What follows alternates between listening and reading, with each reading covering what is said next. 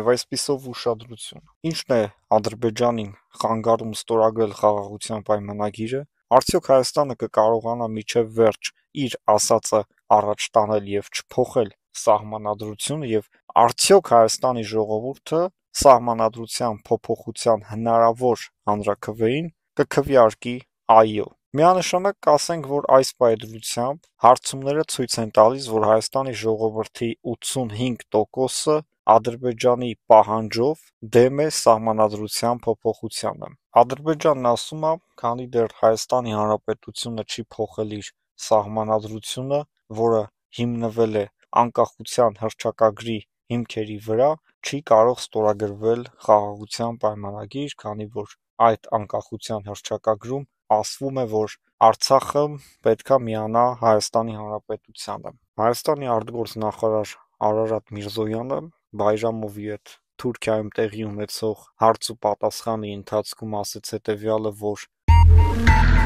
առանց այդ փոփոխությունների հնարավորություն կա ստորագրել պայմանագիրը, չասեց իհարկե, որ մենք երբեք չենք կարող փոխել սահմանադրություն եւ այլն, այսինքն երևի թե Հայաստանը սահմանադրության փոփոխության հարցը թողնում է ամենավերջին պլանին։ Մենք չգիտենք, մենք այս հարցում ունենք աջակցություն տարբեր երկրների կողմից, օրինակ Ֆրանսիան ինչ կարծիք ունի, օրինակ Իրանը ինչ կարծիք ունի, Ռուսաստանը ինչ կարծիք ունի, որովհետեւ բոլորի կարծիքը այս հարցի վերաբերյալ Հայաստանի Հանրապետությանը հետաքրքիր են, բայց ոչ մի պետություն չի ասել, որ Հայաստանը պետքա փոխի սահմանադրությունը, եւ դա է միակ խոչընդոտը, որ այսօր չի ստորագրվում խաղաղության պայմանագիր։ Հայաստանի ժողովրդին, ով ուզում է ստիպի կամ համոզի Հայաստանի ժողովուրդը Ադրբեջանի պահանջով որևէ բանի տակ այո դնող չէ։ Սա հստակ թող Ադրբեջան իմանա։ Եվ այսօր էլ խոսակցությունները իհարկե այնպես են, որ եթե 1 տարի հետո նույնիսկ դրվի սահմանադրության փոփոխության հարց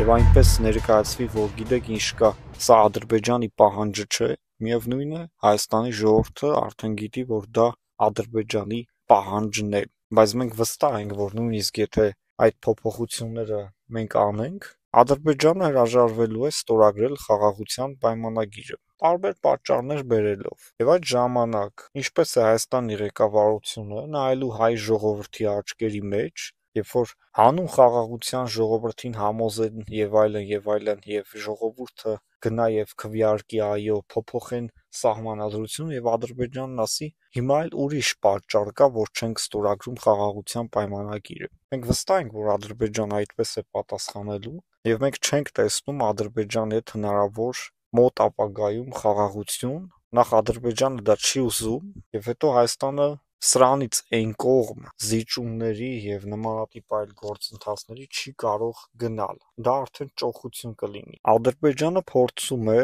քաղել հնարավոր առավելագույնը այս հարցի շուրջ եւ այդ պայմանագրում ներառել բաներ, որոնք երկար տարիներ իրենց օգուտ են տալու եւ Ալիևը գլուխ է գովալու, որ ինքը նման բան է ստորագրել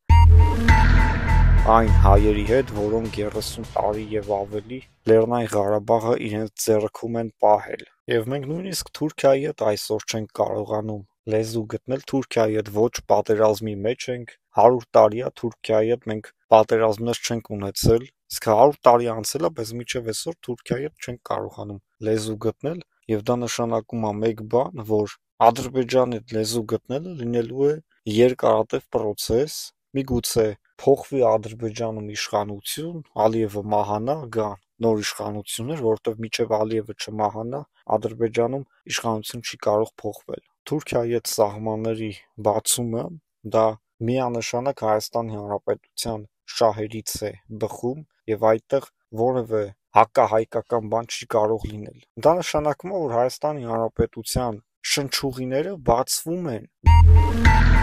Դա նշանակում է, որ Հայաստանը կարա կապ ունենա, ուղիղ կապ ունենա եղբայրական Եվրոպայի հետ։ Առանց Ռուսաստանի տարածք մուտք գործելու դու Թուրքիայի տարածքով հայտնվում ես Հունաստանում, Բուլղարիայում եւ իհարկե եվրոպական մնացած երկրներում։ Ավելի հեշտացնում ես բեռնափոխադրումը, ավելի հեշտացնում ես մարդկային տրանսպորտային կապը հասարակ քաղաքացիների համար, Էլ չենք ասում Թուրքիայի ճանապարհներով ինչ տնտեսական զարգացումներ Հայաստանը կարող է ունենալ։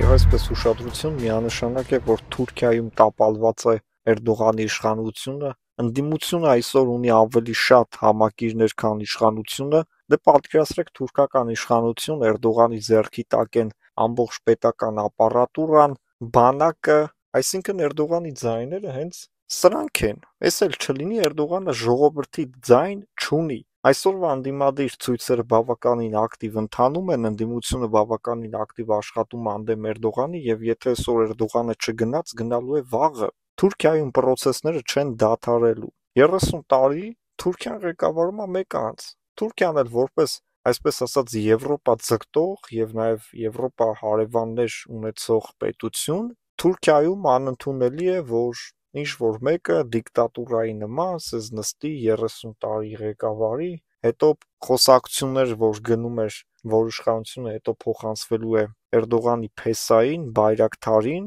որի ազգանունով էլ կոչվում է թուրքական արտադրության Բայրակթար անօդաչու թռչող սարքը, եւ Թուրքիայի ժողովուրդը չի կարող հանդուրժել, որ Էրդողանի ցեղը երկարատև իշխանություն ունենա Թուրքիայում։ Եվ մենք մի բան ենք հասկացել, շատ են ասում, թե դա մեզ ինչ հայերին ինչ օգուտ է տալու, թե Թուրքիայում ով կլինի իշխանություն եւ այլն, մենք գիտենք մի բան, որ Էրդողանի հետ բանակցել չի ստացվել եւ ոնց էլ տեսնում ենք չի էլ ստացվելու։ 20 թվականի պատերազմից հետո, երբ որ սկսեցինք բանակցել, այսինքն էլ Ղարաբաղի խնդիր չկար, խանգարող չկար, ոչ մի բան չկար, կար Հայաստան եւ Թուրքիա, խնդիրներ չկային, պետքա բացվեն սահմանները։ Թուրքիան մինչև այսօր փակ է պահում սահմանը, ինչի, որտեվ Հայաստանը չզարգանա, Հայաստանը Թուրքիայի ճանապարհներով չգնա Եվրոպա, միջերկրական ծով դուրս չգա։ Թուրքիայի ճանապարհները Հայաստանի տնտեսության համար ուղղակի տասնապատիկ